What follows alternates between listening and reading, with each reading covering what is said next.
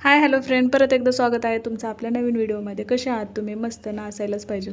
मला ना एक म्हणायचं बरं का, की ना ज्याने कुणी आहे ना झोपेची गोळी बनवली ना, त्यांनी आहे ना उठायची पण गोळी बनवावी.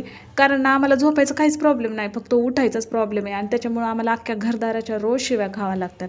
असो, ते तर रोजचंच आहे. आजची सुरुवात तर अशी झाली. आज काय सकाळी जास्त काय घरात काम नव्हतं, त्याच्यामुळं मग म्हटलं मैत्रीण गावाकडून आलेली आहे तर तिला भेटायला जावा म्हणून मैत्रीणच्या घरी गेले होते. आणि ही बघा तिची मुलगी, ही अशी मला बघितलं ना आल्यावर ती एवढी रडत असते ना, कारण मी तिची केस नेहमी कट करत असते पण रडत असते. पण आज ना अचानक तिला काय झालं काय माहिती, अशी आहे ना मी व्हिडिओ करायला लागले की अशी जवळ येऊन बसायला लागली.